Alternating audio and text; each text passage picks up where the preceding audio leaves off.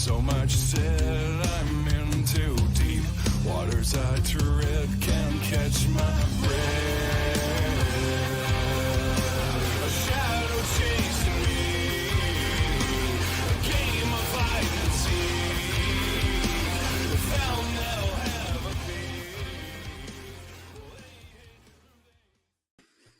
All right, welcome everyone to another edition of Deconversion Stories, and today I have the absolute pleasure of talking to this wonderful lady right over here, Amber Rose Washington, and I'm gonna front load you right now, Amber. I've been reading through your bio before going live.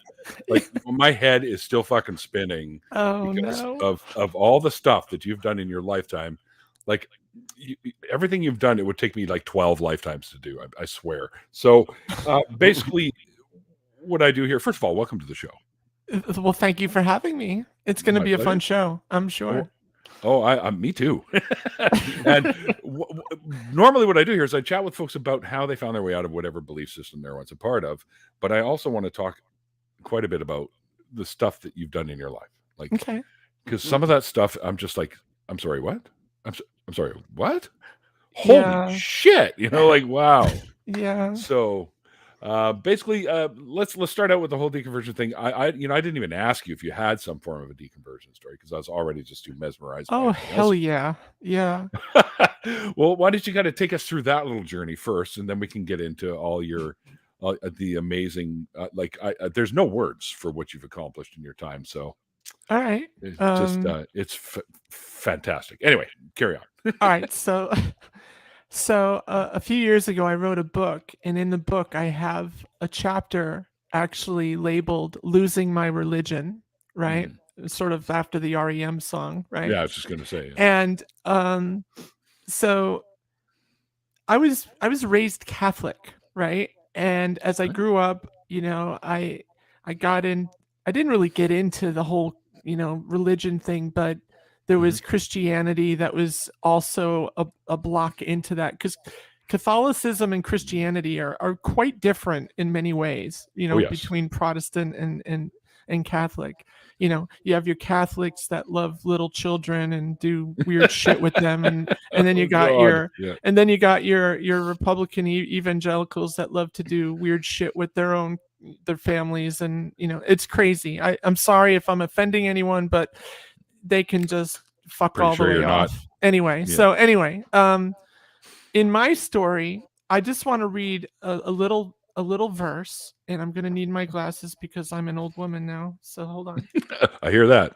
Okay, so in the introduction of my book, just to give you a glimpse of just how religiously charged this book is, it's called Hiding from Myself, and it's a story about my coming out, and it's a story about my life, basically how my whole life sort of ended up the way it did, and to your point, how I ended up in the music business, in the film and TV business, and all that other stuff, right? So let me read you just the first, and I hate that my mic has to be in front of me.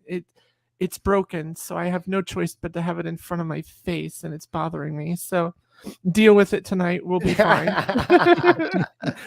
So I write, how the hell did I go from being a shy, do no wrong, and deeply loved child to a grown woman disinvited to Christmas with the relatives?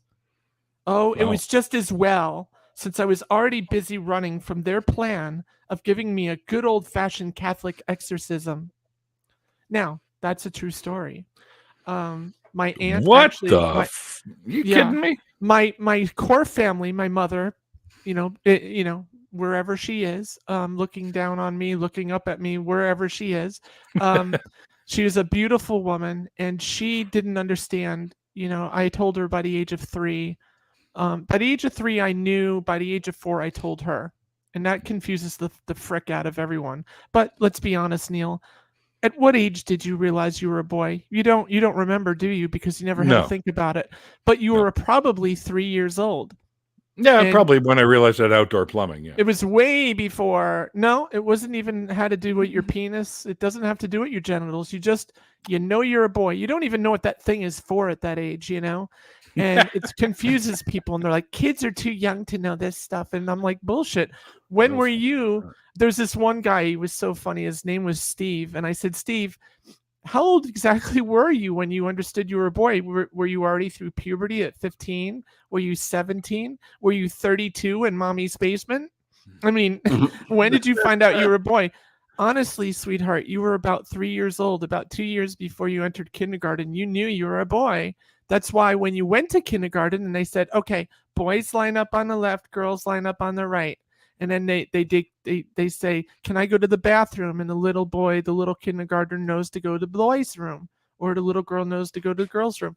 We all know. We're just cognitively dissonant about this.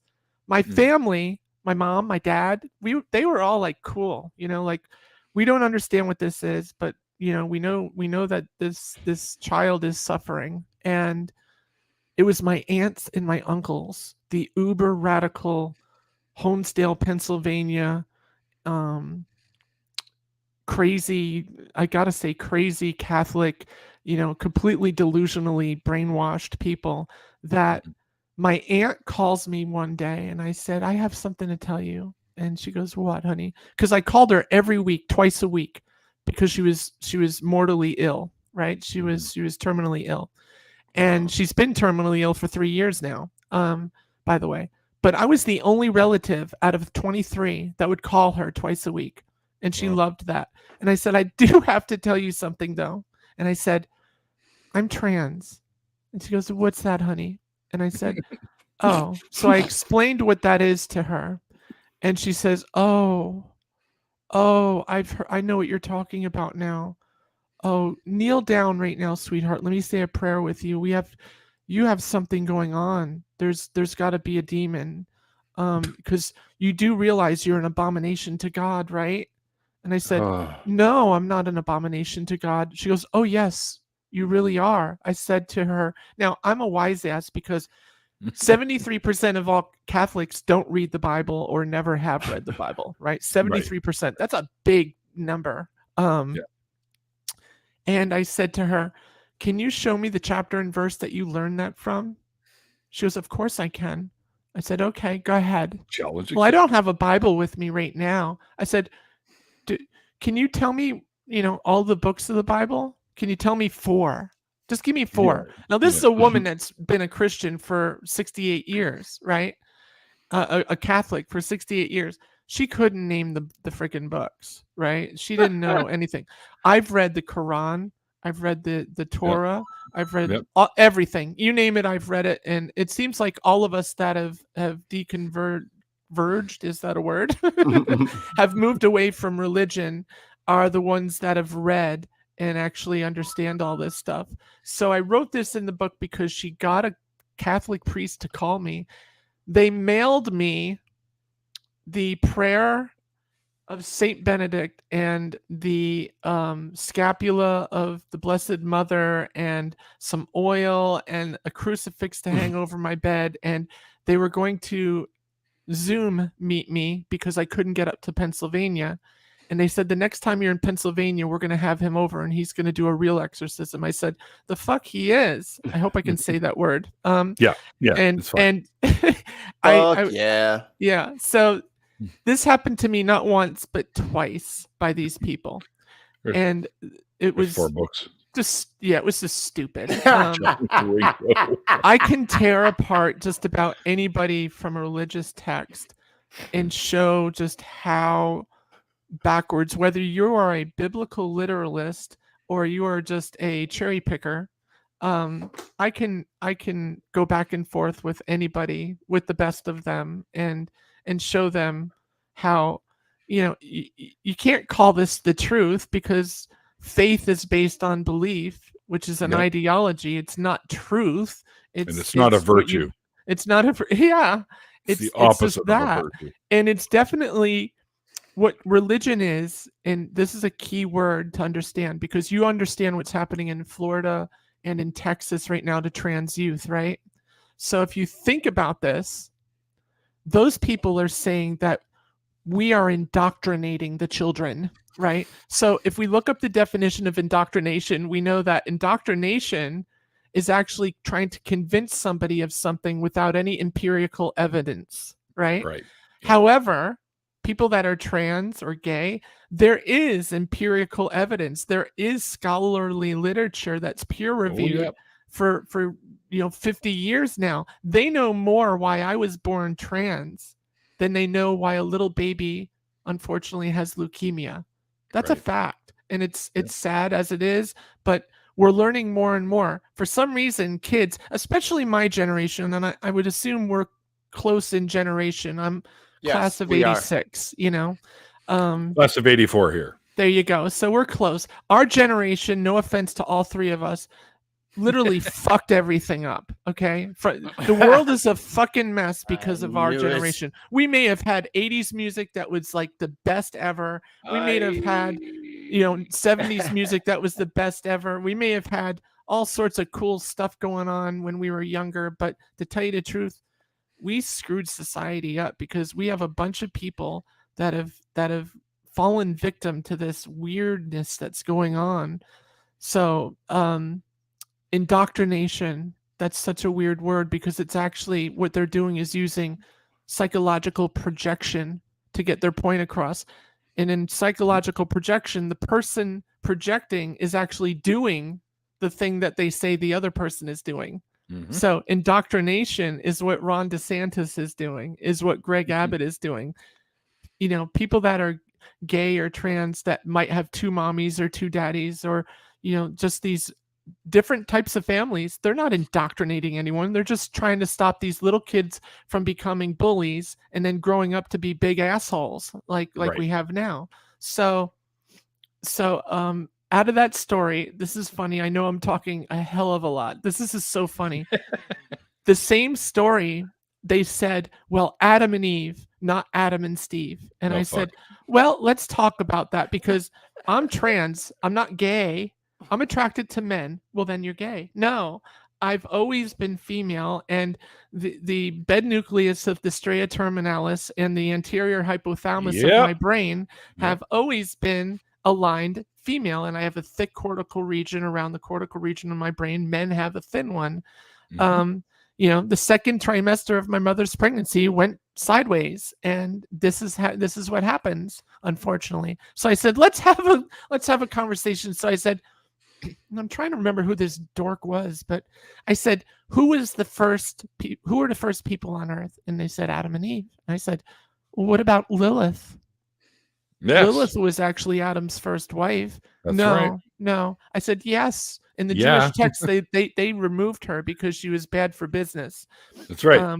So let's talk about put her Eve for a someplace minute. called the Land of Nod or something. That's right. Very good. Very good. So I was raised Jewish, so I know all about it. There you go. You understand. So I said, all right, let's take Eve for a second. Let's make everybody happy and use the King James version of the Bible, right? Because they all say the only real Bible. Who was a gay man, right? He had multiple male lovers.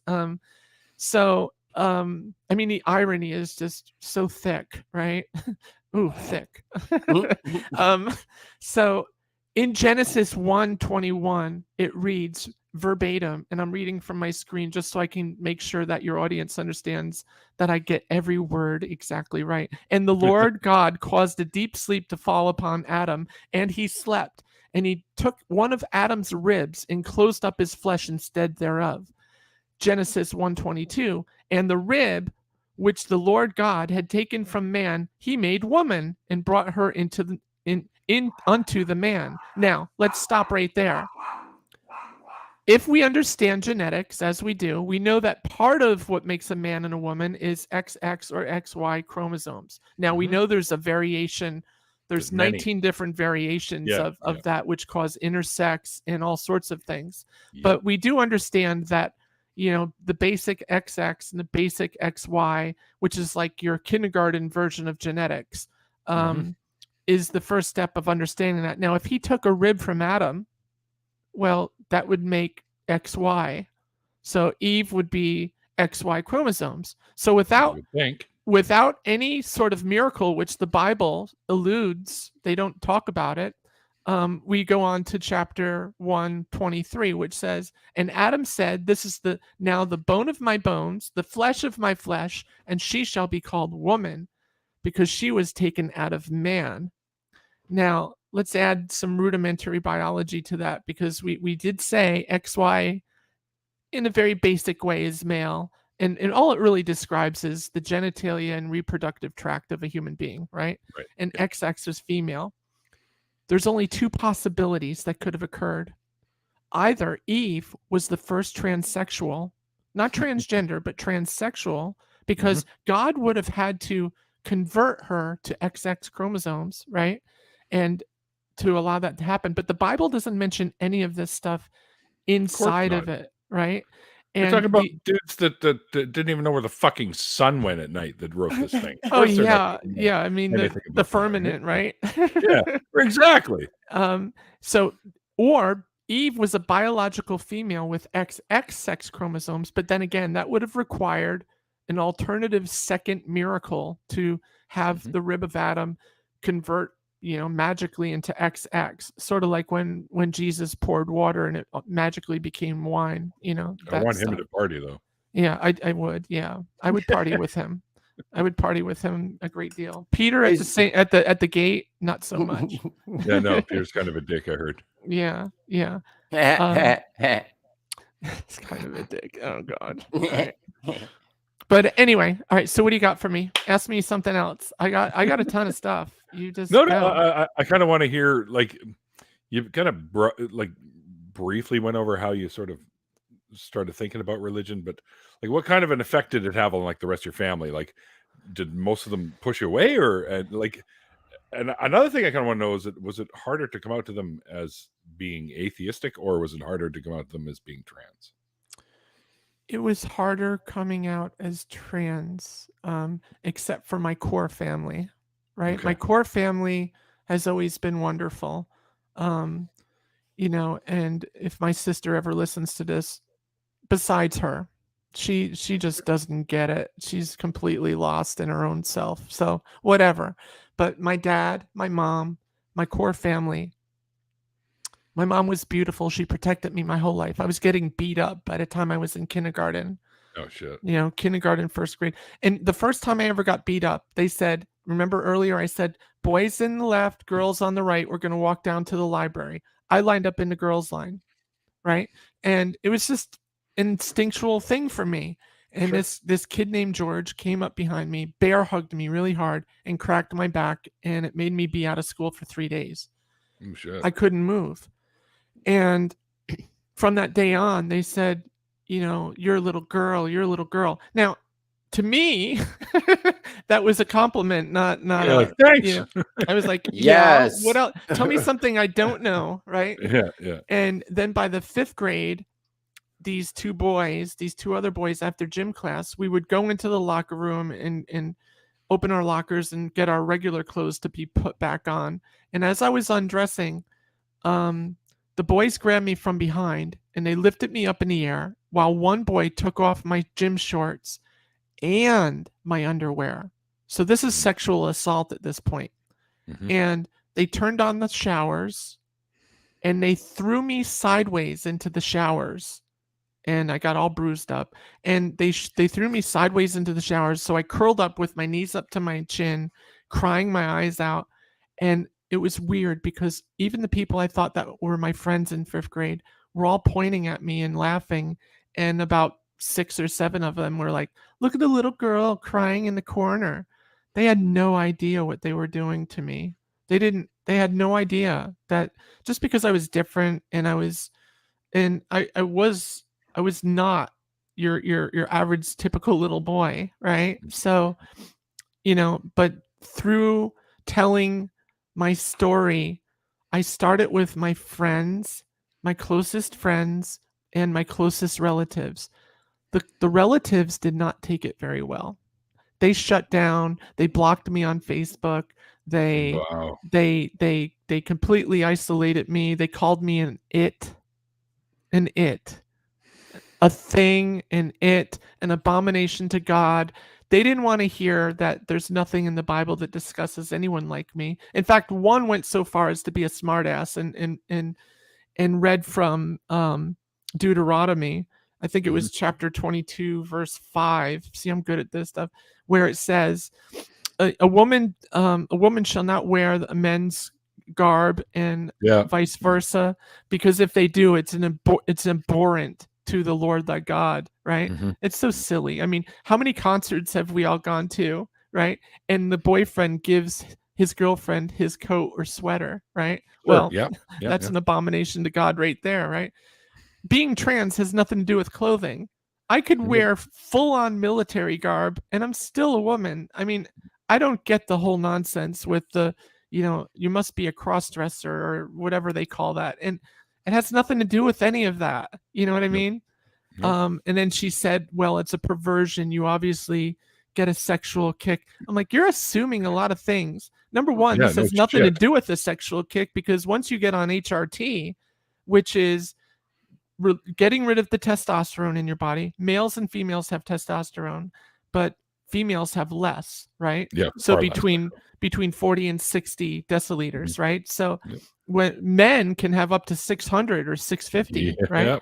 So when we think about lowering that level, the interesting thing about testosterone is that dictates your sex drive. Okay.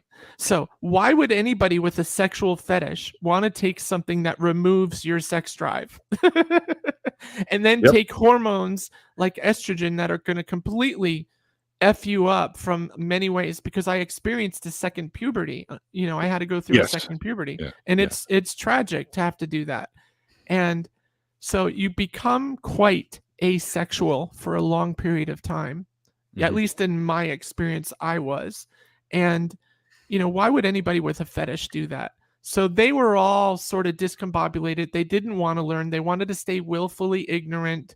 The church makes people willfully ignorant. My motto is the longer you stay in religion, the more brain cells you lose. I'd rather smoke pot. I mean, it's really one of those things where you stop thinking for yourself about, what the hell is the point of being here on earth with us talking right now, or any interaction at all, when the only thing that matters is what is in that quote unquote holy book or a bunch of holy books.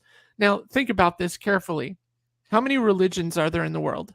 Do you know? You seem like you would know. I don't want to put you on the spot. I think throughout history. No, now. Currently. Yeah. Would probably somewhere close to 12 to 1,500 in that range. There's 4,200 religions on Earth right now. 4,200. Seven. Oh. I didn't get a guess. That was really good, but you didn't buzz in. You need to buzz in next time. 4,200. Thing doesn't do nothing. Now let's try Jeopardy Part 2. For Final Jeopardy, tell me how many religions, how many denominations of Christianity are there? Oh, God, it's over 33,000. Over 33,000 people they lose their brains over that because they can't figure it out. Now, that's because none of them can figure out what interpretation, right there is the key word, to follow, or what cherry-picked items to follow in their religious wonderment. Now, I separate spirituality from religion. Okay, religion is the politics, it's the control mechanism. Spirituality is more of a benign, I am something bigger than what I am. Whether I go back to the dirt or become a plant and some animal eats me, or I move on to a different dimension, I'm not going to call myself a complete atheist, but I'm also not going to say that there is a God. I have no proof in either direction for any of that stuff. So I'm more agnostic in that sense, right? But I guess I'm more of an atheist than anything else. Always said, just be, agnostics are just afraid to go that one step further. Yeah, you're right. I digress. You're right. I think gods, any of them, and there have been millions. Oh yeah. Hinduism alone has over 1 million. Billions. Oh yeah. Praise Ganesh. Yeah. Praise Ganesh. Something He's funny, the god of war. there's a guy with the parks next to me at work who's got a Ganesh on his dashboard and a cross hanging from the mirror. I'm like, "What?" Hey, gotta cover your bases, homie. You gotta cover it all the way around. Yeah. What the hell? Where was I going with this? As opposed Zone defense on spiritualism. Well, if we're talking about this, yeah, you're not going anywhere real fast. All right, so When go it- ahead, finish up. when it comes to, let's say, something afterwards, I know for a fact that, like, let's face it, okay, I can't say we, because not everyone is a scientist and knows a lot about physics. I Like, am. I'm no master at physics by any stretch, but I am a chemist, and chemist is the foundational knowledge of all the other sciences. Good. I can talk what- to you, Turkey, on that one. Let's go. Okay, cool. So what we do know, we what the hell? Go away. We do know the everyday fundamental laws of physics are understood, well understood. There's lots of stuff we're working on, mostly in the quantum realm, of course, but the underlying laws of physics that we deal with on the everyday are well understood. And what we do know is, in order for there to be an afterlife, that would mean that your conscious would have to outlive your body, your consciousness. Hmm. Unfortunately, what we now know, that once the brain is gone, there is no more consciousness. It doesn't leave your body somehow. And some people will still argue, well, sure it does. Well, and I always say, well, okay, well, what's it made out of? Because we live in a material universe, so it has to be made of matter of some kind of particle. Now, in quantum field theory, the belief is that every type of particle or element, if you like, has its own field. Hmm. So we have yet to come across some sort of spirit particle or spirit field. So there is nothing for it to go to, as far as we can tell. As far as we can tell, but Right. superposition, and there's a lot of Sure. things in quantum mechanics that sort of break the laws of physics, which is why Of course. Stephen Hawking had such a hell of a time trying to create a formula for everything, right? He couldn't come up with that, what is this simple formula for everything? How do we understand still this working on universe it. from the very large to the very small, right? Right. And Exactly. Sure. physics is constantly relearning lessons, because now Yep. we are seeing objects fall away from the line of sight in the known universe, which denotes, or you make the quick assumption, an academic one, that these galaxies are moving faster than the speed of light. We all say the speed of light, 187,000 miles per second, and we're like, yep, that's the speed limit. Boom, done. But then we Universal see constant. the event horizon, and we see that there's galaxies disappearing right before our eyes, which tells us that the universe is expanding faster than the speed of light. That's an interesting thing in physics that a lot of people don't comprehend yet. And it's Mhm. been around for the past 20 years that they've understood this. So it's something that is constantly evolving. So I'm pushing back just a little bit on that. I'm not saying there's a God. I think that's kind of humanistic and quite romper room. I think there's more of an entanglement. I don't want to say quantum entanglement, but it sort of is an entanglement of things we cannot see, sort of like we can't see the air, but we know it's there, and it's made of different Sure. percentages So- of chemicals, right? But we can see the air. Wait, true. All right, I'll digress. You are correct, right? So, the thing is that when we talk about the afterlife, we don't know where we were before we were here. Maybe we were nowhere, right? We were We don't know nowhere. where we're going.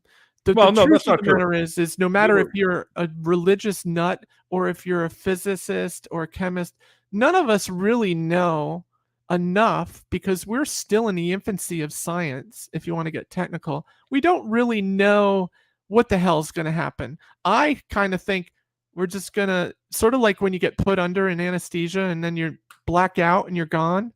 That's kind of where I'm sitting on this whole thing. Like, you get on that anesthesia, the first 3 seconds are like, oh, this is cool.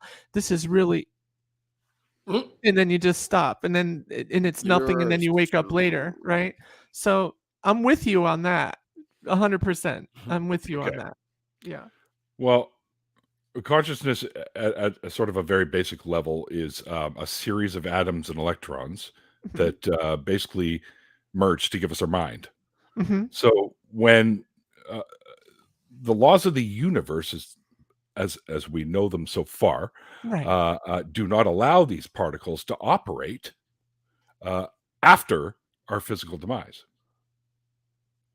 Well, I'm going to hold you to that. How long after?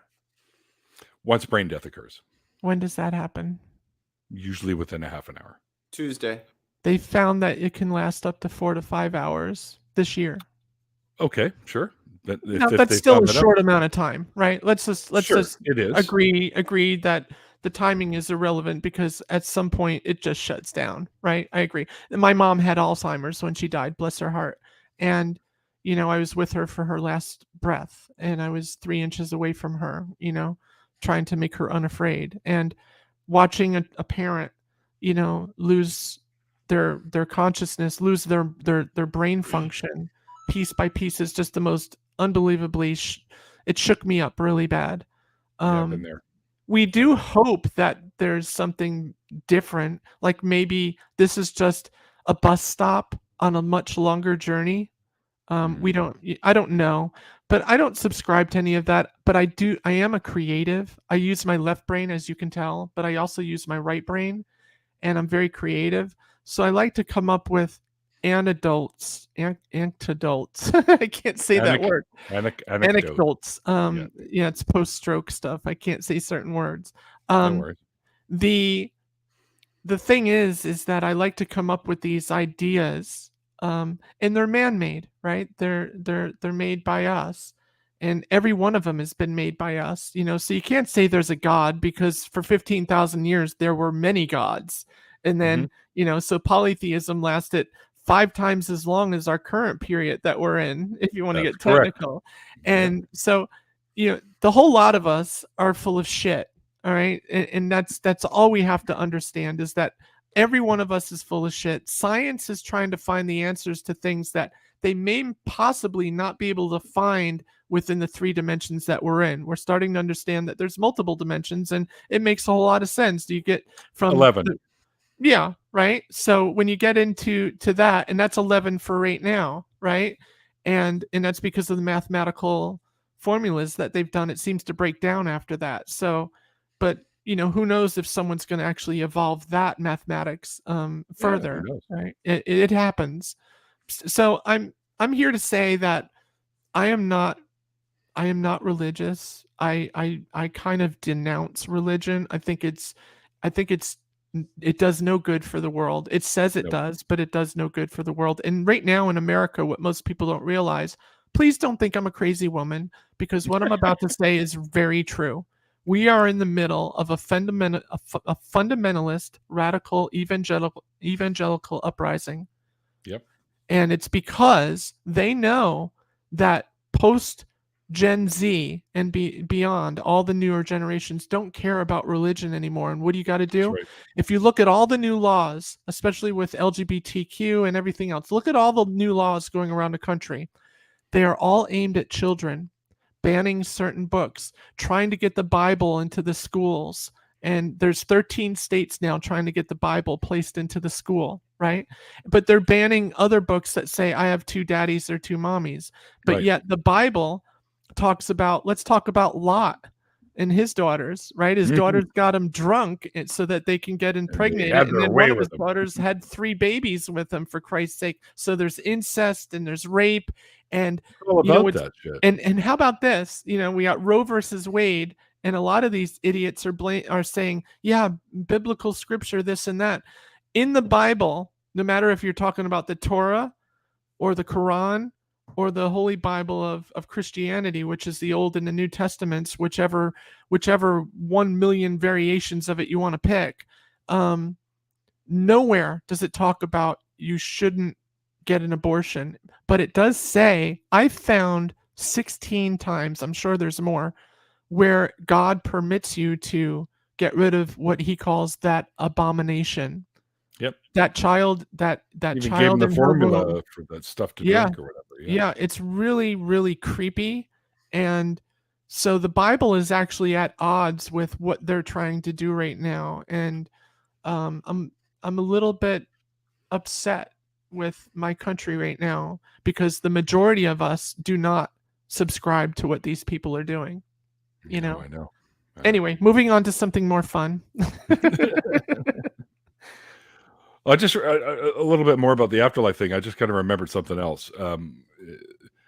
Like I was saying about the laws of physics of the everyday stuff is well understood, and what we do know is that the information stored within our brain, Yeah. ourselves, has no way to persist after you die.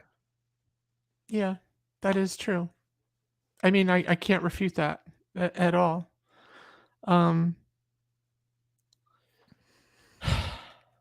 There's no way for me to do that because I don't have the science or empirical evidence to refute that, and I refuse to argue on something that I can't present a valid argument that can be fact checked. Sure. So in that case, you take the floor on that one. That is true. Well, as of right now, that is very true. Yeah, as far as we can tell, anyways. Yes. And I mean, they've even done experiments where they, people say, "Oh, I've left my body," and I read something that was on top of whatever, and they've tried to test that, and they've always come up with bupkis. Yeah, I mean, I've had sleep paralysis a lot, and I have too. Once, and probably twice a week for the past 30 years, and it just happens. And I've been able to walk around, float around. I don't know what the hell you call it. My house. I cannot get out of my house. As soon as I do, there's this sharp pain in my back, and then I get snapped back into consciousness, and I wake up exactly. Here's the weird part. There's a duality. So there's this one time, and there's a podcast that I did about this. I actually was in my son's room watching him sleep, and it was just the most wonderful, comfortable, like, oh, he's comfortable. And it was 30 below zero that night in New York State, and I got fixated on the hallway. So boom, I'm in the hallway. Then I got fixated on the mantle of the fireplace. So boom, I'm there. Then I got fixated on the front door. Boom, I'm there. And then I said, I got to get outside. And I went through the door, and now I'm hovering about 6 feet above my roof. And here's the interesting thing. I need a fan in order to sleep. Mm-hmm. So I could hear the fan whirring in my room. I could see my hand laid out on the side of me, and I could see that I was staring into the master bathroom. Okay. Mm-hmm. At the same time, I was staring at my neighbor's house, Ron, across the street at his house. The wind was blowing and snow was like moving all over the place, and I could hear the snow like whizzing around me, but I could not sense temperature. There was no temperature. Right. And it was weird because both of these things, I could see the bathroom and see Ron's house at the same time, which is almost like quantum entanglement or superposition. It's kind of a weird thing that happened to me. Or now, a dream. Some people would call that a lucid dream, perhaps, but I've had lucid dreams as well. I can't explain whatever that was, and it happened a lot. Most of the time, I was in Chicago once, right? Hail Chicago, right? There you go, Mike. Oh, wait. I have my right background up. I was in the Sheridan, and I had one of these episodes, and the same thing happened. I couldn't leave the room. Whatever room I was in, I couldn't leave. I was stuck there. What does that prove?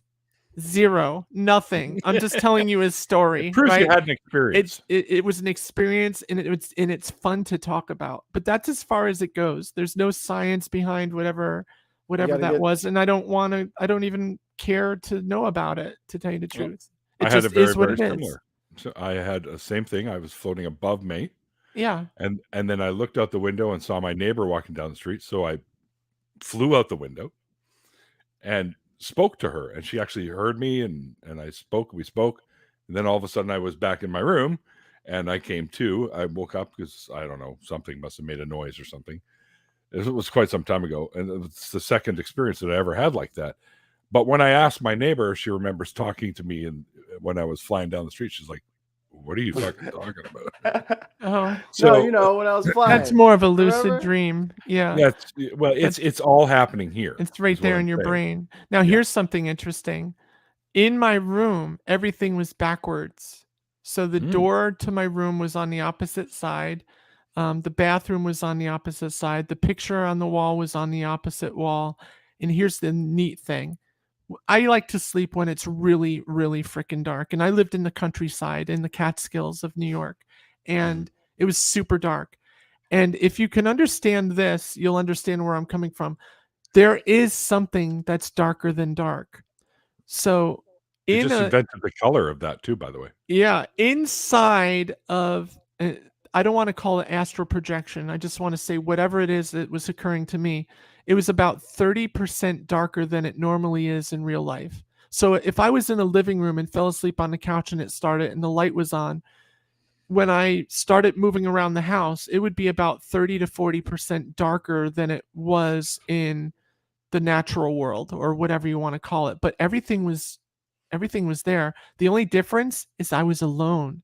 There was a Christmas party where this happened and I fell asleep on the couch and I started walking around the house and nobody was there. And then when I came to, there were the 60 people that were still in the house in the party. It's kind of a weird thing. I don't really want to get into this at this show because that's really not what this is about. And It I doesn't am, really matter. I don't, none of this matters. I mean, as far as I think religion it's not goes. this type of show. It's just we talk about deconversion stuff, which we did, and we can talk about anything else too. It doesn't matter. Yeah. So yes, I'm not a Catholic. I'm not a Christian. I'm not anything. I don't subscribe to religion whatsoever. Well, you you are know, something. I am just something. I not just don't know what religious that anymore. is. I don't Yeah. know what that is, and I'm trying to be very transparent, no pun intended, about that, and try to be truthful to myself as to, well, what the hell is it that I believe? I don't believe there's a God. I believe there might be a collective or a source, or Uh-oh.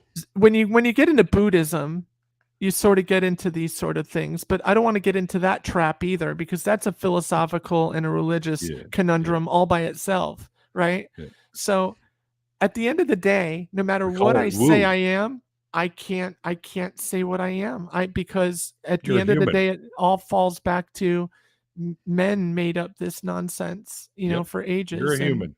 yeah, I'm a human being, and when I die, I'll either Humans find out or I won't find out, right?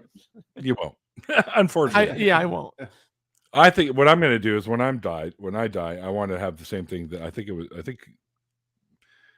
Roddenberry had it done, and there's a few other people that had it done, where you get cremated and your ashes get put in a little cylinder that's probably about that big, Yeah. and it gets brought into space on one of their flights, and you get launched out where, and you circle the Earth for a couple of years, then you come down as a shooting star into the atmosphere.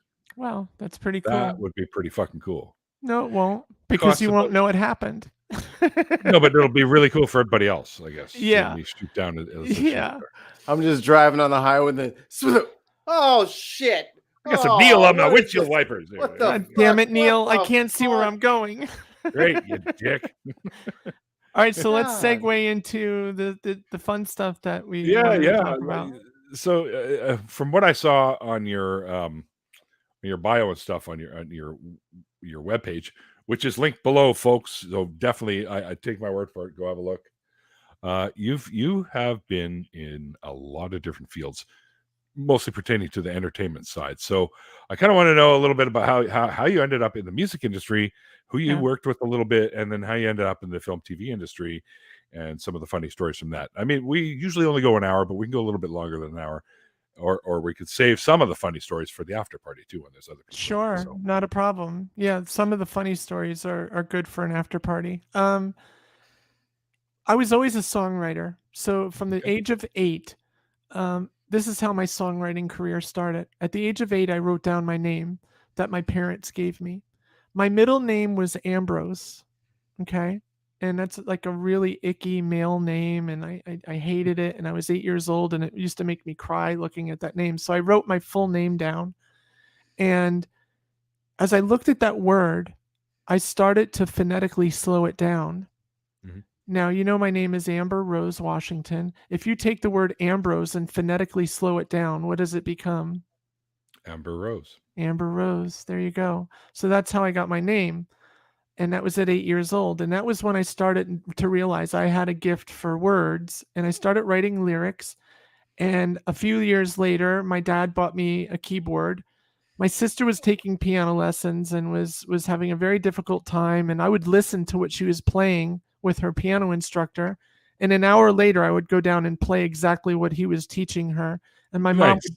would say, Colleen, that is so wonderful. You're doing it. You're doing it. And she'd say, where's your sister? I said, she's upstairs. Did you just do that? I said, yeah, do it again. And I would do it again. And she'd go, oh my God, how are you doing that? I said, Prodigy, Mom. I Prodigy. don't know. So I started writing music. By the age of 14, I had amassed probably about 40 songs. And by the age of 18, I was in recording studios, making master demos and stuff. And I went to New York City to the Hilton Hotel. And I got there extra early because I was so nervous. And the security guard kind of felt sorry for me. So he says, how'd you like to come in, get a little breakfast with me? Because they got this big spread. I said, am I allowed to? He goes, come on, hon, come on. So we go in, and there's this huge 35-foot table in the back of the room. And it's got fruit and it's got bagels. It's New York, right? Hey, bagels, you know? And New York and Montreal, two best places to get those. yeah. And you got coffee and everything else. So as I'm looking for a bagel, this older lady walks up behind me and she goes, it's a bitch, isn't it? I said, what? She goes, finding the right bagel. Which one do you like the best? I said, honestly, salt bagel. She goes, ooh, good choice. I love salt bagels too. So we're small talking. I don't know who she is. And as we're small talking, she goes, you from the city? I said, no, I'm from a very small town where there's more deer than people. So she laughed. She goes, where in the hell is that? And I said, you wouldn't know. And she goes, try me. I said, well, the Catskill Mountains, Sullivan County. And she goes, oh, sure, Grossinger's Hotel. That's where they formed Dirty Dancing, the movie. That's where the Woodstock Festival was held in 69. I know your area so well, hun. Excuse me. And so we went on talking about where I lived, and I didn't ask her anything about herself. The whole time I'm wondering, who is this lady? And she says, listen, I think you're just a doll. And we talked for 25 minutes, and she goes, you sitting up front? I said, yeah, that's where my stuff is, right up there. She goes, well, everybody's coming in now. So, tell you what I want to do. Why don't you give me one of your packets? I only had 4 packets, Neil and Mikey. I had 4 packets, and I was like devastated that this older lady was trying to steal one of my 4 packets that I was going to give to her. I was going to be, in a producer's face, and they're going to love me, right? So I'm like almost crying, and I said, yes, absolutely, let's do this. And I give it to her, and she says, perfect. Monday morning, what I'm going to do is I'm going to call you whether I like it or not. I promise you. And I will tell you what your next steps need to be. How would you like that? And I'm like, yeah, that's great. I had no idea who I was talking to. And then an assistant taps her on the shoulder and says, Anne, it's time to get you mic'd up for your keynote. And then I had a moment of Hold. Yeah. Keynote. I'm like, who the hell was I talking to? She goes, you take care of yourself. And remember, I'm going to call you. I have your number now. So I'll call you on Monday. So be ready for my call. I said, thank you so much. Thank you so much, Miss Ruckard. And she goes, no, call me Anne. I said, okay, Anne. Oh, wow. So I go up to the seat, and there's a bunch of people next to me. And this one guy sort of taps me on the shoulder. He goes, how the fuck did you give Anne Ruckard your packet? How did you do that? I said, she asked for it. He goes, bullshit. She doesn't ask for anything. I said, I swear to God, we were getting a bagel. Next thing I know, I'm giving her the packet. As soon as that happened, the lights went out. There's about 2,500 people in this ballroom, by the way. The lights go out. Somebody from ASCAP comes out and says, ladies and gentlemen, somebody that needs absolutely no introduction, except for me, of course, right? Because I don't know who the hell I just gave my shit to. let's just lay it down who she's worked with. She's worked with Aretha Franklin, Barbara Streisand, Madonna, Sting, Michael Jackson, Quincy Jones, blah, blah, blah, blah. She went on for 15 minutes with this nonsense and then said, and to top it off, she's the vice president of the Grammy Awards. And I'm like, holy shit. So I couldn't believe what just happened. So I go home. Monday, I go to work. My mom calls me and she goes, honey, you might want to listen to this. She puts the phone up to the answering machine. Yes, folks, there's a machine that we used to have. It was a little box. And so, and it says, did you put the DVDs on top of the machine? Like, what's a DVD? There was no DVD back then. It was cassettes. So Ann Ruckard's, this is vintage 1989. Okay. And she goes, this is Ann Ruckard. I'm calling from the office of Quincy Jones. And if you recall, we met in New York City at the Hilton for the music convention. And I got a chance to listen to your stuff. I would love you to give me a call back at your earliest convenience. And at that point, my mom said, what do you think? She tells me this later because I had thrown the phone on the floor, ran out of my office, didn't tell my boss where I was going, and drove home as fast as I could, and then listened to it 30 more times, and then finally got the courage to call her back. And I said, Ann, hi. And she goes, I got to tell you, I'm highly impressed with your demo. Songs number 1 and 3, they need a little work. But song number 2, that is gold. Yeah. And I said, thank you. She goes, what are you doing on Tuesday? Nothing now. I said, tomorrow? She goes, yeah. I said, well, what do you want me to do on Tuesday? She goes, I'd love you to come down to New York and let's have a discussion. And I want you to bring your group with you. Now, the song that I wrote, they thought I was a group like Earth, Wind, and Fire because it was kind of an R&B-ish feel to the stuff.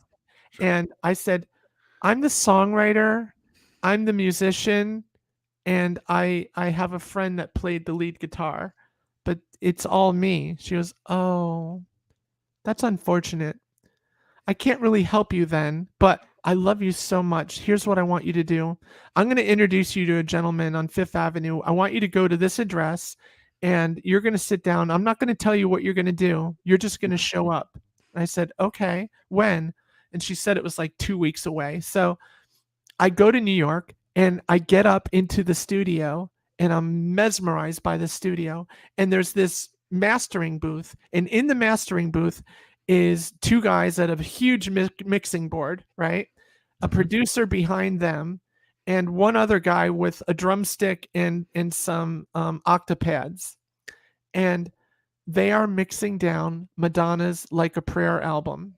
So my first thing in the music industry was to watch them mix down Madonna's Like a Prayer album. He takes me into his office and then says, I have a few things that you can do because Ann obviously is one of the most recognized people. And if she believes in you, we believe in you. And that's when it all started. And I started working with people. And that's when I did I think you alluded to it before that you saw that I did something for the Smithsonian in Washington, D.C. Yes. It was for the children of Africa, Ethiopia. Right. These poor little girls would walk 10 miles in each direction to get water, potable water to drink. And we wanted to bring awareness to this. And I worked on a project for free right outside of NYU. Which is awesome. Yeah. And it's my favorite thing that I've ever done. And now my name and my music is permanently in the Smithsonian in Washington, D.C. because of that. So that was kind of a cool little thing. It's definitely not a bragging point, but it's Amber, it's a cool... No. You're being far too humble. That's pretty fucking epic. Oh, well, thank you. It's just one of a million things that I've done. So it's that was fun. And that made my music career go in a whole bunch of places. And over the next 20 years, I started doing a lot of stuff. And within the next 2 years, I got invited to write a song for George Benson. Cool. And I was like, George Benson, holy shit. Well, he's doing an album with Lou Rawls. I said, okay. Wait, what? Yeah, he was going to do an album with Lou Rawls. Wow. Lou Rawls and George Benson were going to do a side gig. Yeah, yeah. And I don't know if that ever happened because they didn't choose me. So I wrote a song and I presented it to the guy that I did recording with. And I said, here's the song. It's called In Your Eyes. He goes, I don't know if that's going to float because he already has a song named In Your Eyes. I said, so let him rename it. But here it is. There's no lyrics. He goes, there's no lyrics. I said, yeah, it's a smooth jazz song. It's so we sent it to them. They loved it. They said, this is fantastic stuff, but we can't use it. Here's what I want you to do. I want you to call his name is Jon. Oh my God. Stroke brain. All right. Whatever his name was, Jon from Muzak Incorporated in Seattle, Washington. And I just like, who's Muzak Incorporated? I had no idea. They were the elevator stuff. music Yeah, people. yeah. And they were the people that farmed out the music to the Weather Channel. Like whenever you heard your local forecast and you heard that smooth jazz in the background, Yeah, that was me. That was me. Awesome. For years, I was doing that smooth jazz. When you walk into Macy's or into Dillard's or one of J.C. Penney, that was me. You know, you would hear my music in the mix. So that was quick. Since we're on the topic of Muzak, quick little side note. Yeah. I know you have those little moments where, holy fuck, am I that old? I was in an elevator the other day. Actually, it was probably a couple of years ago now. In an elevator going up to my where my uncle's office used to be because he's retired now. On the elevator music that comes on is fucking Enter Sandman. Wow. In Muzak form. In Muzak format. That's funny. That is really, really funny. I'm sitting there, I'm like, well, I know this song. Yeah. I'm thinking it's some classical piece I've seen. Yeah. Wait a fucking minute. What? I know. Like, what?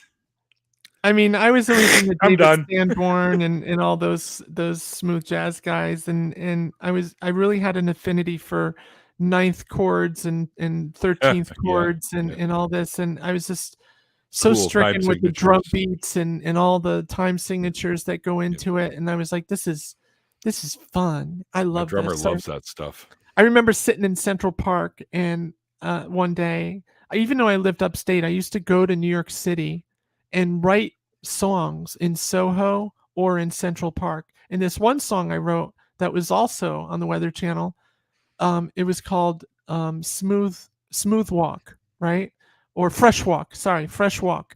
And it was me watching people walk through the park, and the park is big, but it's not that big. So every so often you hear beep beep from the taxi cabs fighting with each other in the distance, right? So here I am in this serene picture. I was next to the Arch. If you know the Arch in New York City, there's this arch in Central Park that you can walk through underneath, and it's a bridge on top. It's really beautiful. And there was a park bench right there, and I was sort of humming into this little cassette recorder what I was feeling at the time, just so I would always remember when I got home. And so I wrote this thing, and then I would say, that was interesting. There's another one of those. So I took some muted trumpets, and I would take the muted trumpet and make that become the taxi. You know, so every so often in the song it would go da, da, da, da, da, da, beep beep, you know, and it was kind of a cool thing. So like these are the way that songwriters sort of get their ideas going. And then after that it took 20 years, but I hit 110 million listens finally. Wow. That was a huge number for me to take in. I was like, I mean, if you're like a YouTuber, like one of these kids that plays games on Twitch or something, they're like, yeah, that's nothing. But for me, 20 years in the making, 110 million, listens, that's, and I forgot what it was at the time. I think it was like 64 countries. It's just an amazing thing to behold. Does it mean anything? Not really, because Muzak buys your music outright. You don't get royalties, right? That's the bummer. So from there, I went to Hollywood for a while and did a couple stints there, and then came to Nashville. And in Nashville, I started working with somebody named Brett Manning. Brett Manning is Taylor Swift's vocal coach, Keith Urban's vocal coach, Hayley Williams from Paramore. sweetheart, love her. So I started working with these people, and this is the best of the best. I used to, and I'm not afraid to say this because I am who I am, right? Mhm. I'm what you call post-operative trans, which means I've had all the anatomical surgeries to make me at least as congruent as I can be. I'll never be 100% congruent because I was born with a birth anomaly. It is what it is, but at least Yep. I'm closer. Got it? And you're comfortable with yourself, which is Absolutely. I don't, huge. I educate people. I'm on the world stage. I don't mess around. I don't argue with people about it. I am who I am, and being trans doesn't define me, right? Right. But that being said, I go to, I don't even know where the hell I was just going with this. I just lost my train of thought when we went down this road. What we were just talking about right before I segued into About that. your stint into the country realm. So in the country realm, I used to be a voiceover artist. Do you know Hal I want to Michaels? do that. You know who Hal Michaels is? Yes. He was the movie trailer voice guy, Yes. right? I used to have that voice. That used to be my voice. My voice was actually really? almost 4 octaves lower than it is now. In fact, what I do when I was in Hollywood, I used to freak people out because I can do both voices. Like, this is my natural voice. I wake up, this is where I am, usually a little higher. It's late in the day, I'm tired, and my voice is probably about a half an octave lower than it normally is. But normally, my voice used to be about 3 octaves lower, and I used to be able to fool the shit out of people, and make them believe there was someone else. Like, I could take this imaginary guy named Ryan and call him into the room. Do you want to hear it? I Sure. don't mind doing it. It doesn't embarrass me. A lot of trans people say, don't do that. That's just so, it's triggering. It's triggering. It's not triggering to me. It is a little bit because it reminds me of my, what I had to go through. But Right. this is my voice. I don't even know if I can do it right now. But if I were to say, hey, Ryan, Yeah, what do you want? come on in the room for a minute. I want to talk to you, and we're on a radio program right now. So come on in. All right, I'll be right there. Hey, what's up, guys? What are you doing? I can still do that stuff in a hop, and the people go, holy fuck, what just happened? And if you listened to, stuff like Rascal Flatts is coming to the arena, or Joe D. Messina is coming to Little Rock, Arkansas, a lot of those commercials were me, where you would have the barker, yelling out, that weird thing. I hate doing it because I'm not a man. I never was, but unfortunately I have a gift because of my voice, and I can do things with my voice. I can even make myself sound like a 3-year-old girl.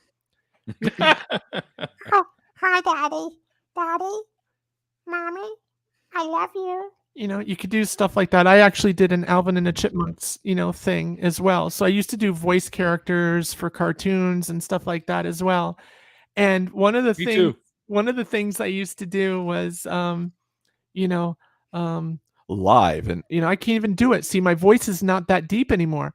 This voice you hear, hello, which I can't even do anymore, is still an octave and a half higher than it used to be, and that's hormones and muscle memory that has disappeared, right?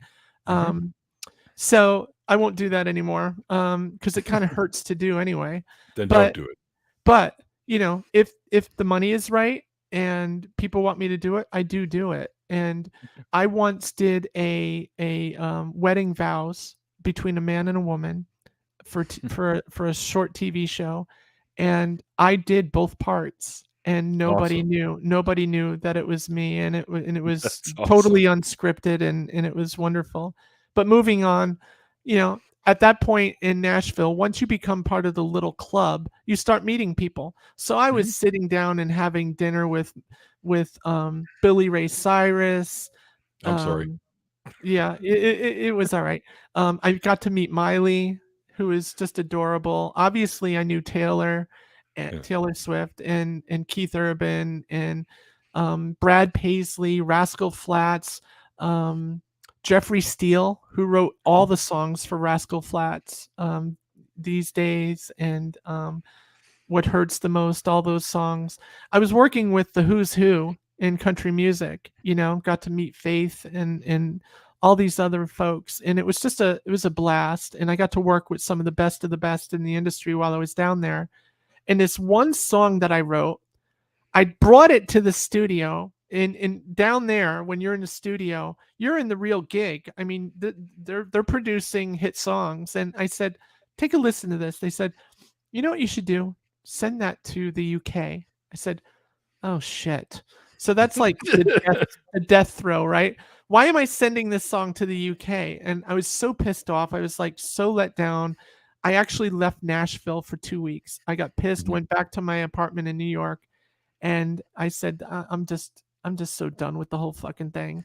And then somebody called me and said, you need to trust him. Send it to the UK, but you need to get it remastered. I said, should I come down there? They said, no, aren't you already working with American Idol? I said, yeah. Get them to Give him do a it. call. So I gave him a call, and within a week in LA, I had the drummer, and I can't remember their names anymore, unfortunately. I had the drummer and the guitar player from the pit band from the live show performing my track, and then the bass player came in. I was like, Jesus Christ, all right, guys, let's all do this. So the whole friggin' band hopped in and replayed. Within a half hour, they mastered my song that they never heard before and played it in the studio, and it sounded like $1 million. It was called If I Leave. So I sent it to the UK and didn't expect anything. And then about 8 weeks later, it went #1 on the independent charts for 16 weeks. Unbelievable. Like, Jesus Christ, what the hell is this? That is what opened the door in Nashville to work with whoever the hell I wanted to at that point. And I was opening concerts and, doing all sorts of stage management for people. And I actually got a gig doing the 25th reunion of Woodstock, which was a total kick. Let me tell you something. I wrote a book, and it's almost done. It's called Overcoming Stage Fright in a New York Minute. And it talks about how I got on stage at Woodstock at the reunion, and there was 125 to 150,000 people in the audience.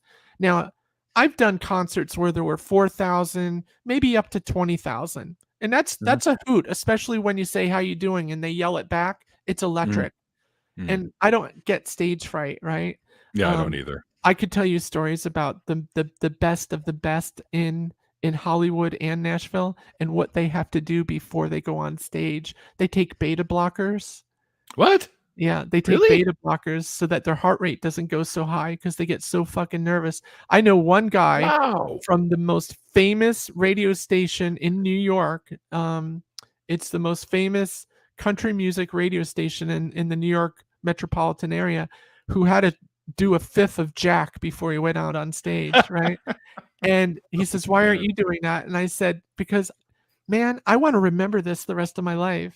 How long do we all get to do this, right? So, and I've been to #1 parties that were basically orgies and drug fests. I mean, the drugs they had there, these people, 5, 6 people doing nasty with each other all at the same time. I mean, the shit you saw in the Motley Crue movie, that's true stuff. That actually happens in real life. So I go through all of this stuff, and it gave me notoriety. When I did American Idol, I was doing consultancy work, which means I was teaching people how not to stare at the goddamn floor, right? Because what you don't see is that a lot of these people have never performed before. So when you get into Kodak Theater, which is a little overwhelming for people, I bet. they look at that and they say, Jesus Christ, there's going to be 2,300 people here. What do I do? And I have to say, listen, there's not going to be 2,300 people. Oh, really? Whew, thank God. I said, there's going to be 115 million people. Because you're going to be on TV. Then they freak out even more. I said, but let's talk about who you're going to be in front of. You're going to see your judges in front of you. Yes, they're going to intimidate the hell out of you. But in the audience, and they do, for the most part, the judges really did intimidate a lot of people. Okay. But then I said, after the first 4 rows in the audience, people disappeared. Do you know why? Nobody could answer. And I said, these lights right here. You can't see past the first 4 rows. So what I want you to do is I want you to pick 4 or 5 people in the audience, and I want you to sing to them. Do not sing to their hair. Do not sing to their shirt.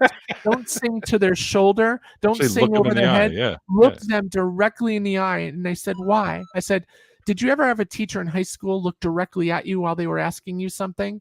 Or did you ever go to a concert when somebody that was performing looked directly at you? How did it make you feel? And they said, uncomfortable. I said, exactly. That's how my technique works. We're going to flip the stage and we're Yeah. going to make those people uncomfortable. And in that turn, you are going to be lifted up almost instantaneously, and you're going to actually do better. And the only other thing I have to teach you is, please, there's going to be cameras floating all over the stage on these boom arms. Do not look into them unless you're told to. Right. Choreography will set you up with what they want you to do. Let them handle that. But for the most part, if you don't hear it from choreography, do not look into the cameras. Let them do their things. You just sing to that audience because that's who you're singing to. And it was a kick. I did that twice. It was a lot of fun. And out of that, they decided to run an offshoot of American Idol with the cast of The Sopranos, of all people. It was funny as shit. I mean, Big Pussy, all these guys, from Goodfellas, and a lot of the cast was in Goodfellas and in The Sopranos. So you get to know all these people. And what was scary about them is who they are in the show is who they are in real life. I don't. Maybe that's why they chose them for the shows. I think so. Right in. I think that's what it was. Yeah, they really are the real deal. And I remember working with one guy. His name was Tony Darrow, and he was the producer of the show. And he just didn't have it in him to produce it. So he told the executive producers and whatnot. They said, let's have so-and-so, I don't want to say the name, let's have so-and-so produce the show. Because I was still running around in boy mode back then, unfortunately, because society sucks, right? They force you into these roles where you have to be this, or you're never going to get a gig, right? So that was the life I used to live. And I worked with them for better part of 6 months and got invited to watch them do not shootings. God, that's a bad word. I got a chance to watch them, do some shows, filmings and stuff like that. And that was a lot of fun. And then went to California, and I'm sort of abbreviating everything for time's sake. I was Arnold Schwarzenegger's handler for a day. And this was in Long Beach. This is when he was actually governor of California. And Right. he comes in by helicopter and then limo for the last mile. And he goes to the Long Beach Convention Center, and I'm supposed to walk him back for his keynote speech and get him ready for it. And as we're walking back, we're making small talk, and he's asking where I'm from originally. He says, oh yeah, I've been there before, and blah, blah, blah. So we're having a good old time. And it's almost a quarter mile from the front of this frickin' place all the way back to the stage. His phone rings, and he says, excuse me for a minute. And he goes and he walks away. He comes back. He goes, I have to leave. I said, what? You have to leave? What do you mean you got to leave? We got a keynote. He says, I can't do the keynote. I said, wait a minute. You can't do the keynote. Is it possible you could do it later? I mean, I don't understand. Is there anything we can do? Will you be back? Now, I didn't realize I just said those words, right? And he gives me this smile. He gives me this smile a mile wide. And it was the most precious moment in our interaction, where he looks at me and he gives me this sort of like he does in the movies, and he gives that big grin smile, and he goes like this. He goes, I won't be back. And it was like so surreal that Arnold Schwarzenegger says to me, I won't be back. And it was kind of funny. And then I had to tell everybody that, he had to go to Sacramento. So that was funny. That was a funny story. I have a billion of those though. So I know we're out of time. So we're long past the time thing, but that's perfectly okay, because I'm just eating this stuff up, Amber. Oh, it's funny. I gotta tell you. It's fun. I've had a few of my own, of course, being in the record industry for a while and stuff like Yeah. that. You meet some crazy ass people, and I had So a where friend who did you was work? I worked for Sam the Record Man up here in Canada, Oh, okay. and I worked at a couple of the different stores and met many musicians and stuff like that. Like, because they come in for signings at the main store downtown and all that. So Yeah. you know, like so many I can't even remember. Like I didn't spend a lot of time with them because I was usually there just to pick something up to bring out to Richmond, which is another place where the other store that I ran in Richmond or managed. Mm-hmm. And sometimes people, you wouldn't recognize them, and they'd walk in your store and they'd buy something, and like this. I had Zach Wilde from Ozzy's band in the store. Yeah. Holy fuck, right? Yeah. And he said, "Oh yeah, Ozzy's here. He's having muffins." I'm like, "Steve, I'm taking my break." And I went and talked to Ozzy for a couple minutes. Yeah, Oh, cool. Yeah. yeah, stuff like that. I He's a weird one to talk to. Yeah. oh yeah, Been there, done yeah, that. Yeah. yeah, Mhm. but he's got some pretty good stories. But When you can I don't- understand them, yeah. oh, this is before that. This is like all 90, right. Yeah, I met him. 91. Oh, I met him ish. in the 2000s. So yeah. Yeah. But anyway, yeah. So yeah, I've met a few musicians, anyways. But One of my favorite ones was when I worked with Stevie Nicks. she's amazing. She's just I couldn't believe how short she was, but she's just she's Same just, height as my roommate, actually. yeah, she's just an awesome, you just feel it when you're around her. Yeah. You know? And I don't get starstruck. You know, the only time I ever got starstruck was when I met Herb Alpert. Remember Cool. Herb Alpert in a Oh, Tijuana yeah. Brass? Yeah. I met him right after my mom died, and I called his crew because he was going to be in Clearwater just down the road here. And I called his management company. I said, "Listen, I'm so and so. Here's my credentials. I'd love to meet with Herb and his wife." Because obviously Lana she sang oh my God, the Bond film. She was the vocalist in one of those early Bond films. Mr. Goldfinger. No, it wasn't Goldfinger. It wasn't that. I'm drawing a blank. But anyway, waited a long time. so he sing says, that. "Listen, he doesn't do meet and greets anymore, but being that you're part of the industry, I will get you in. I want you to call my cell phone after the show, and you can come up and hang out in the room." And of course, if you've ever done gigs before, the life of a musician, whether you're the biggest star or not, usually resides in a back room we call the green room, and it's a piece of shit room with fold up chairs and a table and a fold-up table and some pizza boxes and whatnot. So I went and ate dinner with him and the band, and we talked about Diamonds Are Forever, by the way. Diamonds Are Forever. Thank you so much. Yes, absolutely. So talking to them, we segued from my mom very quickly, because that was her favorite artist, to his. I don't want to say too much about it, but in his family, they were going through the same exact thing with somebody's mom. And it was just a heartfelt, hug fest that whole time. And quite honestly, he was the only human being that I ever was starstruck. Mikey, do you know who Herb Alpert is? Yeah. He was the originator of A&M Records. He was the A in A&M Records. He's a multi-billionaire. Right. And he's well known for one thing. Do you guys know the trivia of Herb Alpert? The one thing that I mentioned to him that nobody does, and he hugged me for saying this because he says, nobody ever talks to me about this. He is a world-class sculptor.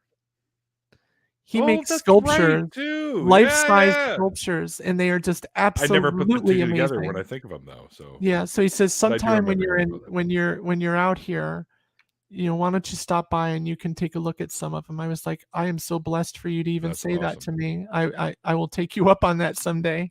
And quite frankly, I'm going out there in July, so I might just take him up on that. And awesome, because I'd love to see his sculptures by the ocean there. He's got such a beautiful piece of property. So that's really cool. Yeah.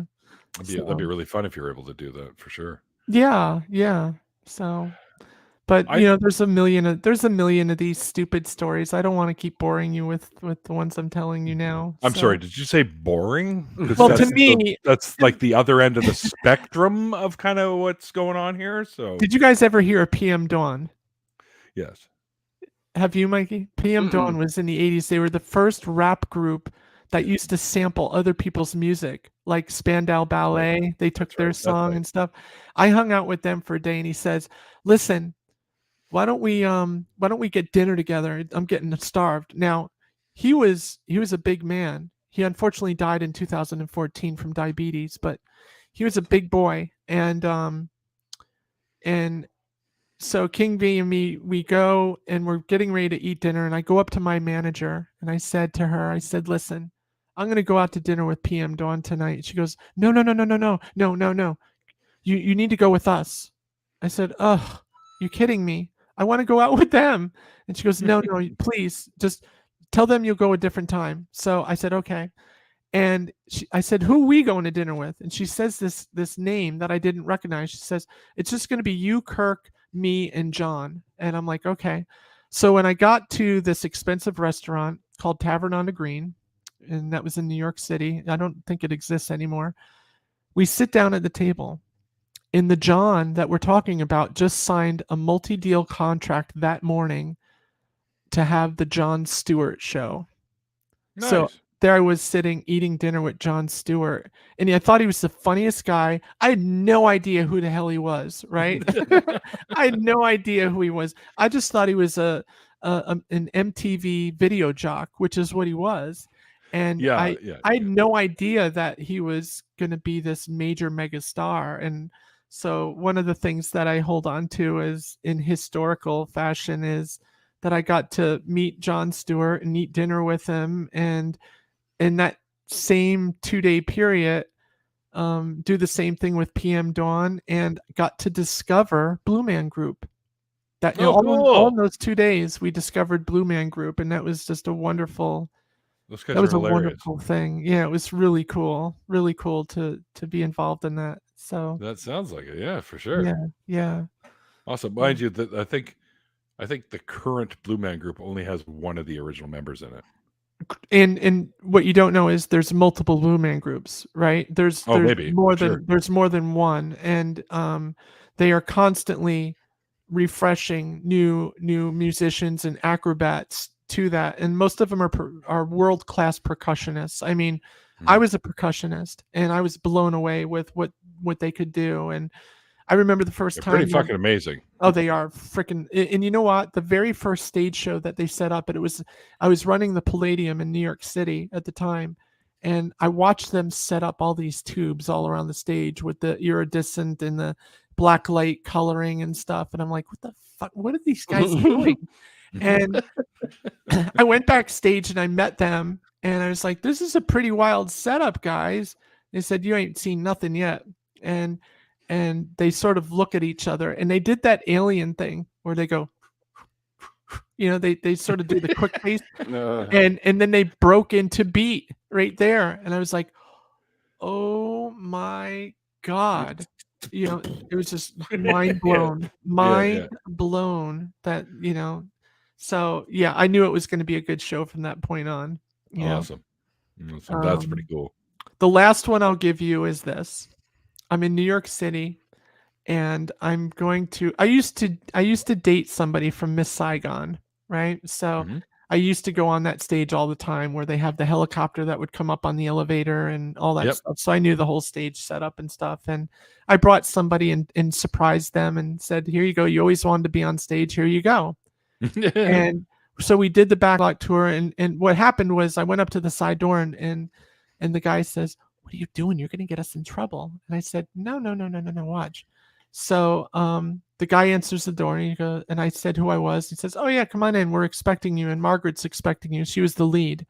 And we go and do that. And, as I go talk with them, he takes them onto the stage to look out at what they see. And it was just the most surreal moment. So after all of that, we go down the street and we said, let's take in a show, because we were just there to look backstage. Let's actually take in a show. So we decided to go see how to succeed in business without even trying. And that stars Matthew Broderick and Nathan Lane and all those guys. And right. So Nathan Lane is hysterical. Yeah, he's hysterical. So I'm standing in the street, sort of like dancing around. I love to dance, right? So I'm dancing around and stuff. And this kid in a hoodie and sweatpants is jogging towards me. And as I'm dancing, I'm not paying attention, and I'm doing sort of the cha-cha. So I'm going to take 3 steps back. And as I take 3 steps back, I do it rather quickly, slam into him. He falls and bangs his head on the concrete that's gonna hurt. on the side street of the theater. And everybody goes, you know, and they're like, they just killed Matthew Broderick. And I'm like, Matthew Broderick, holy shit. So I go up to him and I pick him up and I said, I am so sorry. And what astounded me was how short he was, right? So I pick him up and he takes his hoodie off and he goes, no, it's all good. You're going to come. He was his typical, what you see in the movies is the way he really talks, you know, and he says, you know, don't worry about it. You're going to the show. He goes, I said, yeah. I'm really sorry. And, you know, I'm usually used to this because I'm dating somebody from Miss Saigon. And he says, oh, that's great. You should take a backstage of this one. This is a pretty cool theater. And I'm like, yeah. And he says, you're not sitting in the front row, are you? I said, no. He goes, thank the fucking Lord. And then he walks inside and that was that. So that was really funny, you know. In New York City, there's a whole line of people waiting to get into the theater, right? Yeah. And there's like, 200 people waiting. And all 200 people sort of turned around and said, oh, you know, this person just killed Matthew Broderick. Killed Matt Broderick. Holy fuck. Yeah, that's hilarious. That's funny. Want to get away? Yeah. Suddenly you feel like you're in a petri dish under a microscope or something, and everyone's looking at you. Yeah.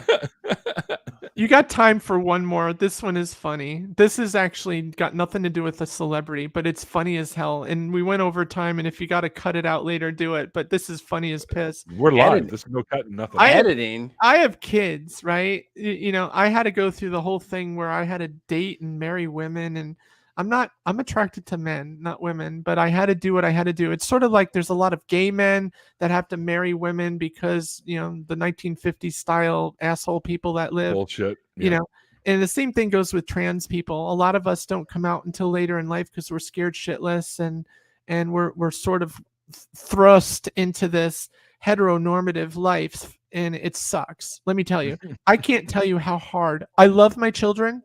They are the best blessing I ever got in my life, but it was harder than hell to try to procreate because I wasn't into that, you know? Right. So here I am with one of my children, right? And I said, we're going to meet your brothers at Disney Springs. And they're older. They're 10 years older than him. And so he's a little boy. At the time, he was about 5 years old. And we go and we're drinking water all day long because it's hot. We picked the hottest freaking day to go there. And Disney Springs is really just the big shopping center and entertainment complex where they have Cirque du Soleil and everything here in Orlando. Mm-hmm. So we're drinking. They're going to the bathroom. Me and my best friend Mariah, she walks in with me, and we wait on, you know, this 20-minute line to get in the women's room while the boys are waiting. We do this all day long. The last stop of the day, we say, you know, it's an hour and a half home. Do we got to go to the bathroom? The boys go, yes. So we all waited. I said, Matthew, Tyler, bring Jack into the bathroom and make sure he can go. And they come back out. And then Mariah and I stand on that 20-minute line, and we're waiting and waiting. We finally get in. We do our business. I fix my hair. My makeup is already melted off my face from the 100-degree weather. So I just powder up a little bit and I get ready to leave. There's probably 40 girls online waiting as I'm leaving. This pretentious 35-year-old mother and her daughter, teenage daughter, are standing at the front of the line, and she looks at me with dead daggers, and she says, Jesus Christ, wrong fucking bathroom. Oh my God. And I'm like, oh shit. Right? Now, this is during my first part of transition, and it's very awkward when you're in first part of transition. And I was like, oh shit, this is bad. And everybody is looking at me. All 40 women are looking at me. And instead of, you know, clamoring up or getting embarrassed or even saying something insane to her, this is what I did. I looked at her straight in the face And I said, and I did exactly this. I got to move my mic. I went like this. Oh my God, you must be so embarrassed. I saw the men's room on the other side of this facility. I could actually walk you there now. Oh my God, you must be so embarrassed. Would you like me to walk you over there? And the daughter was actually smiling, right? The daughter was like, oh my God, mom embarrassed me, right? And the girl behind this woman starts doing this. Picture Beavis and Butthead with slow motion. She starts doing this. And she goes, best comeback ever, right? And as I'm Epic. walking out, all the ladies were like, we think you're beautiful, and she's a douche canoe, and don't worry about that. Was Whoa! Yeah. Whoa! Hold it. Yeah, that's what they said. Yeah, That's my word. That's your word? Yeah, give me I'd never heard that word before, Douche and then canoe. I'm hearing douche canoe, and I'm like, wow, that must be a pretty bad thing. So It's a total Canadian put down thing about it. yeah, so they do that, and I'm walking out, and people are hugging me and stuff like this, and I'm like, all I can think about is, God, I hope my boys didn't just see that. And I get up to them, and they are glowing, and they're like, that totally rocked. And I was like, oh no. And in my, because my kids, when I finally did come out to them, they said, you're not telling us anything. We already knew. We didn't know. And in fact, their mom, stole my thunder. Their mom was on Skype in New York, because they live in New York, and she's on Skype, and she says, do you mind if I field this question? The question she's fielding is Tyler saying, he's the 12-year-old saying this. As soon as I reveal, he goes, so let me get this straight. You want to become a girl. And I was kind of silent, and Christine says, you mind if I handle this? And I said, oh my God, I've been planning this since the day they were born, and she's going to actually take over. What the hell? So I said, okay, go ahead. And she said the most beautiful thing I've ever heard anyone say. This is why I'm blessed with people that I know. Yeah, She goes, because everybody in the music industry knows, they've known for years, and in Hollywood. So she says, Tyler, you need to understand that I've known her, right? That's the first clue. I've known her, and 10 years before we got married, I knew exactly what she was. The thing is that she doesn't want to become a woman. She already is. She just has male parts right now, right? And Tyler goes, oh. Now, what you don't know is I was deaf when I was 5 years old. Okay? That's another story. But Tyler comes running over to me. She's crying. I'm bawling. Tyler's now crying. Matthew is in the corner, and he's trying to hold it back. And Tyler sits on my lap. He hugs me really hard. He says, see how I'm hugging you right now? I said, yeah. He goes, this is how I'm going to love you forever and ever and ever and ever. And then he backs away from me, and he does this. And that means pretty girl. And I was like, because I taught him sign language when they were younger. And I was just so I went from bawling to hyperventilating bawling to like, it's like the most real crazy cry fest that we've ever had. And they said, truth to be told, we already knew all of this. So I took them to what's called the Salvador Dali Museum, which is, that artist. And as we're going there, I said to them, I'm so glad you guys knew this already. And you know what's interesting? It just dawned on me. You're 13 and 12. And I never thought in a million years that I would be telling my boys right now, isn't it cool that we're all going to go through puberty together? Oh, that was so funny. I mean, I live in Florida where you're not even allowed to say those words anymore, or you can get, thrown in jail or whatever because of the Nazis that live here. Put you in the stocks. Yeah. But, that was just, it's just such a cool thing. And even with my 7-year-old, he was 4 at the time, and we're at Publix supermarket, and he's in the cart with me, and I'm waiting for eggs, and there's like 5 people ahead of me trying to figure out what kind of eggs they want. And he looks at me straight in the eyes. He goes, Daddy. Now everybody turns around because, this is what I look like. He goes, Daddy. I said, yes, honey. And he goes, are you a boy or a girl? Or are you a boy girl? And I was like, okay, what do you think, sweetheart? And at this point, everybody is staring at us at this moment. Yeah. And I'm a little bit embarrassed. And he says, I think you're a girl, boy, because you're a girl and you're my daddy. And sometimes daddies are girls. And I was like blown away at the deductive reasoning. the deepness of what this little 4-year-old is saying to me. Yeah. Now my arms are on the shopping cart. He grabs hold of my arm and puts his head on my arm and just rubs his ear back and forth on my arm. He goes, I love you so much, Dad. And everybody was now emotionally invested in that moment with me. Oh, man. Mind you, I live in Lutz, Florida, which is basically when Donald Trump dies, this is heaven for him. I live in Lutz, Florida, which is Trump country. So you got to imagine the people I'm dealing with in the store. But when they saw this, I think it changed some people's, idea of what this is. And it was, that was a very interesting thing. So, but I'm still an atheist. So there you go. I think even though they're Trumpists, as we say, I think that underneath all that bullshit, I think there's still beats. There's a human in there somewhere, human, right? And the humanity will shine through once in a while. Sometimes, sure. Especially if they're live at an event, we'll call it. That's like that happens. Yeah, right? So. Yeah. They have to experience it firsthand. Yeah, you're absolutely right. Bingo. Yeah. Yep. I mean, you're telling me, and I had to reach for my tissues for fuck's sakes. Oh, so. Yeah. I'm just, and I think you're amazing, Amber. It's the tip of the spear. And you know what? We're still going to do the after party, even though we've now gone over an hour and a half, which is fantastic. I know, Jesus, I talked so much. I'm sorry. Don't be sorry. All right. No reason to be sorry. It's been awesome having you on. What can I say? So are there actually people chatting and stuff? I haven't been able to see. If you look up to the right, you'll see where it says private and public chat. Oh, Jesus, I've been missing this the whole time. Yes. Yeah. I want to see what some of these people have been saying. Did they say anything interesting that I can like talk to somebody and just say hi to them? They'll be in the after party, guarantee you. I was about to say we'll be talking to them in a few minutes. Oh, good. Well, let's everybody hang out. Let's have some fun. You'll get to know me a little bit better, and I want to get to know you too. So let's do that. And I'll tell you my story with The Rock.